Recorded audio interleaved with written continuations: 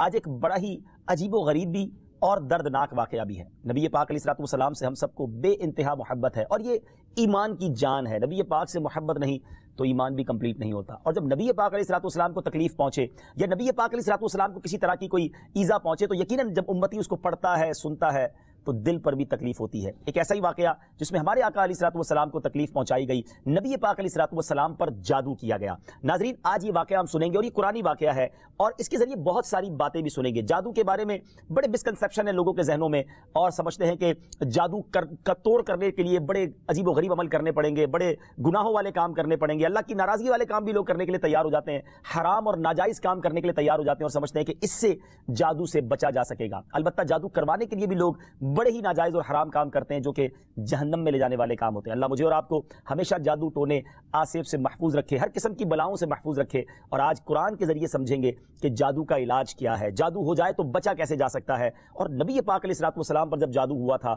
جادو کرنے کی کوشش کی گئی تھی، اس کا نتیجہ کیا نکلا۔ ناظرین توجہ کے ساتھ آپ نے سلسلے میں شامل رہنا ہے۔ روایت یہ ہے کہ لبید بن عاصم یہودی اور اس کی بیٹیوں نے نبی پاک علیہ الصلوۃ والسلام پر جادو کر دیا، جس کا اثر پیارے آقا علیہ الصلوۃ والسلام کے جسم پر نمودار ہوا۔ طبیعت شریف جو ہے وہ کچھ ناساز ہونے لگی، آپ کے قلب، آپ کی عقل مبارک اور آپ کے اعتقادات پر کوئی اثر نہ ہوا، صحت مبارک پر تھوڑا سا اثر ہوا۔ چند روز بعد حضرت جبریل امین بارگاہ رسالت میں حاضر ہوئے اور عرض کی، یا رسول اللہ صلی اللہ تعالی علیہ وسلم، ایک یہودی نے آپ صلی اللہ تعالی علیہ وسلم پر جادو کر دیا ہے اور جادو کا جو سامان ہے وہ فلاں کنویں میں ایک پتھر کے نیچے دبا ہوا ہے۔ سرور کائنات علیہ الصلوۃ والسلام نے حضرت علی مولائے کائنات شیر خدا کرم اللہ تعالی وجہ الکریم کو بھیجا، انہوں نے کنویں کا پانی نکالا اور پتھر اٹھایا تو اس کے نیچے سے کھجور کے گھابے کی تھیلی برآمد ہوئی، یعنی کھجور کے جو چھلکے ہوتے ہیں اس طرح کی تھیلی برآمد ہوئی، اور اس میں نبی پاک علیہ الصلوۃ والسلام کے منہ مبارک جو کنگھی سے ٹوٹے تھے اور کنگھی کے ٹوٹے ہوئے کچھ دندانے اور ایک ڈور یا کمان کا چلہ جس میں 11 گٹھانے لگی ہوئی تھی اور ایک موم کا پتلا تھا جس میں 11 سوئیاں چبھی ہوئی تھی، یہ سب سامان پتھر کے نیچے سے نکلا اور یہ مولا علی کرم اللہ تعالی وجہ الکریم یہ سارا سامان لے کر نبی پاک علیہ الصلوۃ والسلام کی بارگاہ میں آ گئے۔ اس کے بعد سبحان اللہ، اب اس کا توڑ کیسے آیا، اس کا علاج کیسے ہوا، اس کا حل کیا نکلا؟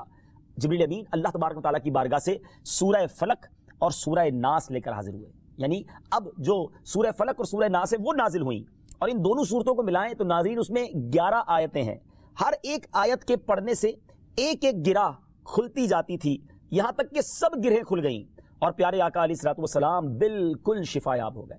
سبحان اللہ سبحان اللہ۔ ناظرین اب اس واقعے سے بہت ساری باتیں میں نے اور آپ نے سیکھنی ہیں۔ پہلی بات یہ ہے کہ یہ بخاری شریف میں ہے کہ پیارے آقا علیہ الصلوۃ والسلام جب بستر شریف پر تشریف لاتے تو اپنے دونوں ہاتھوں پر دم کرتے اور اپنے سر سے پاؤں تک پورے جسم پر اپنے ہاتھوں کو پھرایا کرتے، جہاں تک دست مبارک پہنچ سکتے یہ عمل 3 مرتبہ فرماتے، یعنی نبی پاک علیہ الصلوۃ والسلام ان دونوں صورتوں کا اپنے اوپر بھی دم کیا کرتے۔ اور ایک اور جگہ پر بھی یہ ہے، حدیث عائشہ رضی اللہ تعالیٰ عنہ میں ہے کہ جب نبی پاک علیہ الصلوۃ والسلام کے گھر والوں میں سے کوئی بیمار ہوتا تو آپ علیہ الصلوۃ والسلام ان دونوں صورتوں کو پڑھ کر اس پر دم فرمایا کرتے تھے۔ تو یہ نبی پاک کے معمول میں تھا۔ تو آج اگر ہم میں بھی کوئی بیمار ہو جائے، فیملی میں کوئی بیمار ہو جائے، اپنے آپ کو ان آفتوں سے بچانا چاہتے ہیں تو اول آخر 3 بار درود پاک پڑھیں، سورہ فلق اور سورہ ناس کی تلاوت کریں، اپنے ہاتھوں پر دم کر کے اپنے جسم پر پھیر لیں، کسی مریض پر دم کر دیں، انشاءاللہ اس کی برکت ملے گی۔ یہاں ایک اور مسئلہ بھی سیکھنے کو ملے گا کہ تعویذات اور عملیات میں جس میں کوئی لفظ کفر و شرک کا نہ ہو وہ جائز ہے۔ اسی طرح گنڈے بنانا اور ان پر گرہیں لگا کر آیات قرآن اور اسماء الہیہ پڑھ کر پھونک مارنا بھی جائز ہے، یعنی تعویذات اگر شرک سے پاک ہیں، اگر کفریہ کلمات سے پاک ہیں تو وہ کرنے میں کوئی حرج نہیں، وظائف کرنے میں کوئی حرج نہیں، یہ قرآن و حدیث سے ثابت ہے اور آپ نے یہ سنا۔ ناظرین سیکھنے کو کیا مل رہا ہے؟ خلاصہ یہ ہوا کہ سورہ فلق یعنی قل اعوذ برب الفلق اور قل اعوذ برب الناس، یہ دونوں صورتیں جن اور شیاطین، نظر بد اور آسیب اور تمام امراض خصوصاً جادو ٹونے کا مجرب علاج ہیں۔ ان کو لکھ کر تعویذ بنائیں، گلے میں پہنائیں اور ان کو بار بار پڑھ کر مریض پر دم کریں اور کھانے اور پانی اور دواؤں پر پڑھ کر پھونک دیں اور پھر مریض کو کھانا وغیرہ کھلائیں،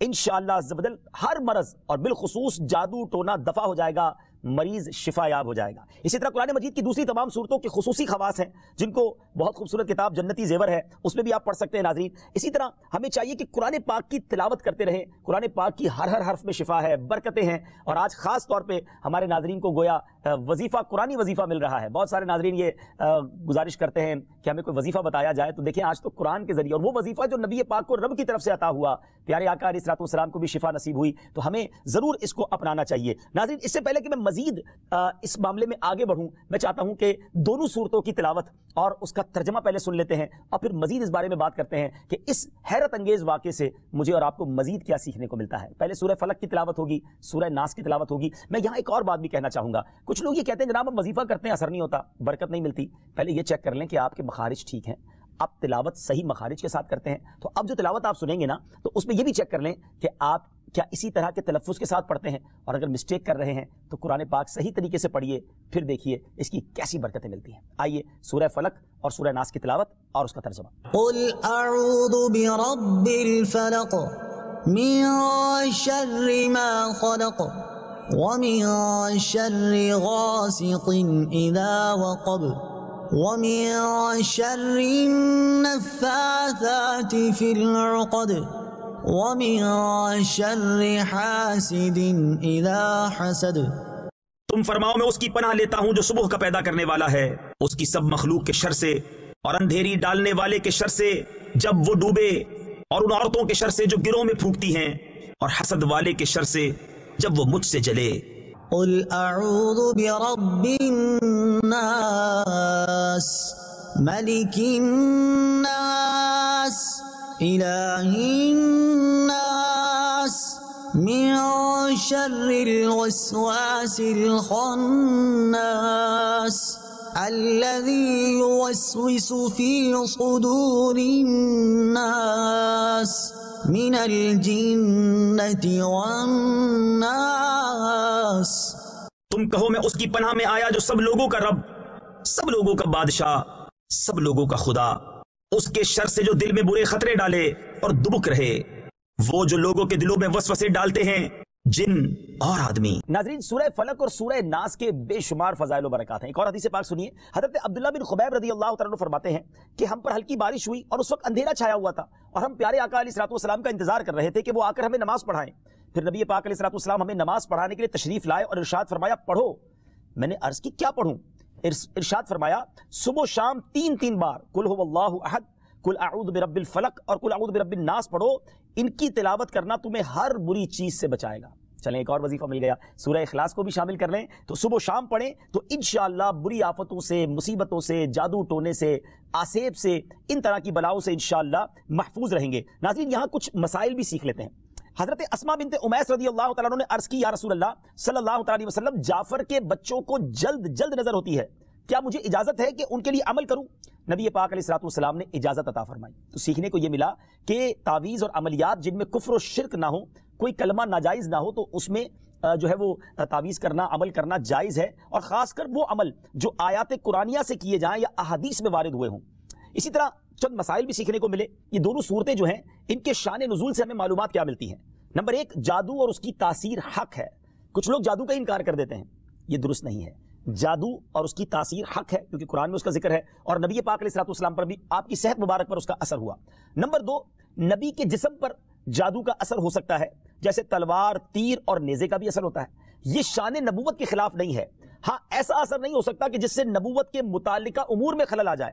حضرت موسیٰ علیہ السلام کے مقابلے میں جادوگر بالآخر اس لیے فیل ہوئے کیونکہ وہاں جادو سے معجزے کا مقابلہ تھا, ورنہ حضرت موسیٰ علیہ السلام کے خیال پر بھی اس جادو نے اثر کیا کہ ان کو خیال ہوا کہ یہ لاٹھیاں, رسیاں چل رہی ہیں. نبی کریم علیہ السلام کے خیال پر بھی اسی طرح یہی اثر ہوا تھا. نمبر 3, جادو کو دور کرنے میں سورہ فلق اور سورہ ناس کو خصوصی تاثیر حاصل ہے.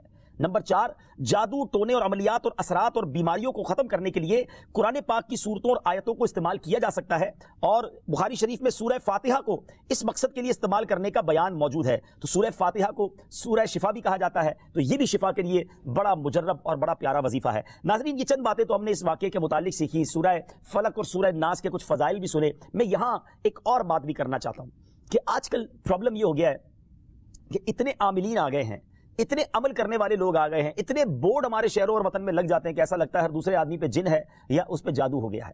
خدارا جھوٹے عاملین سے اپنے آپ کو بچائیے. اگر جینے کی تمنا ہے تو کچھ پہچان پیدا کر. لوگوں کے گھر بک جاتے ہیں، لوگوں کی عزتیں پامال ہو جاتی ہیں، عجیب ماحول ہو گیا ہے۔ کچھ بدنصیب تو وہ ہیں جو کسی کو تباہ کرنے کے لیے جادو کروانے جاتے ہیں اور ہزاروں لاکھوں روپے خرچ کرتے ہیں، اور پھر بیچارے کچھ جب بیمار ہو جاتے ہیں تو اپنا بعض اوقات ڈاکٹری مسئلہ ہوتا ہے اور وہ بھی کسی عامل کے ہتھے چڑھ جاتے ہیں، اور وہ کہتا ہے جناب آپ کے گھر میں بہت برا عمل ہوا ہے، فلاں جگہ کوئی چیز دبی ہوئی ہے، اور اس کو اب سنبھالنے کے لیے، اس کو نکالنے کے لیے اتنے بکرے چاہیے، اتنے مرغے چاہیے، اتنے انڈے چاہیے، قبرستان میں یہ عمل کرنا ہوگا، اور پھر غریب آدمی اپنی چیزوں کو بیچ کر ہزاروں لاکھوں روپے دے دیتے ہیں اور خاندان کے خاندان ٹوٹ جاتے ہیں۔ ایسا نہ کریں پلیز، ایسا نہ کریں، بلکہ میں تو ان عاملین سے بھی گزارش کروں گا کہ حلال روزی کی طرف آئیں۔ دعوت اسلامی نے بڑا شاندار ایک انداز اختیار کیا، اللہ سلامت رکھے دعوت اسلامی کے مدنی ماحول کو۔ ناظرین آپ سوچ رہے ہوں گے کہ پھر ہماری بیماریوں کے لیے ہم تعویذ کس سے لیں، ہم یہ وظائف کہاں سے لیں؟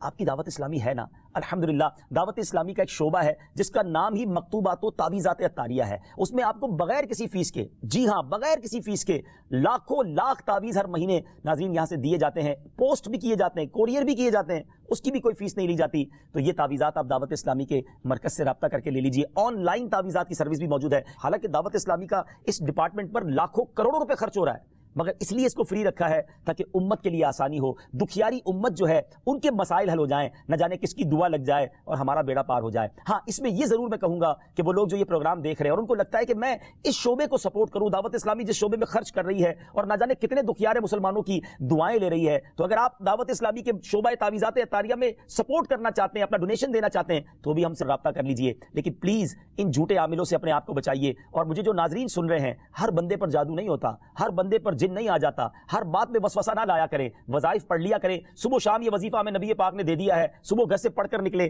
شام گھر پر آ کر سونے سے پہلے پڑھ لیں، آیت الکرسی سونے سے پہلے پڑھ لیں، اللہ نے چاہا خیر آپ کا مقدر رہے گی، اور مزید ضرورت ہو تو دعوت اسلامی کے اس شعبے سے رابطہ کر لیں۔ میں امید کرتا ہوں کہ آج کے اس واقعے سے ہمیں یہ سیکھنے کو ملا کہ قرآنی وظائف کی کیا اہمیت ہے، اور جائز وظائف کرنے میں، تعویذات کرنے میں کوئی حرج نہیں۔ آخری بات، نبی پاک علیہ السلام کو پتہ چل گیا، جبریل امین نے بتا دیا کہ جادو کس نے کیا، مگر نبی پاک علیہ السلام نے بدلہ نہیں لیا، سزا نہیں دی، اس لبید بن عاصم کو، اس کی جو بچیاں تھیں، جو بھی لوگ تھے جادو کرنے والے، سب کو معاف کر دیا۔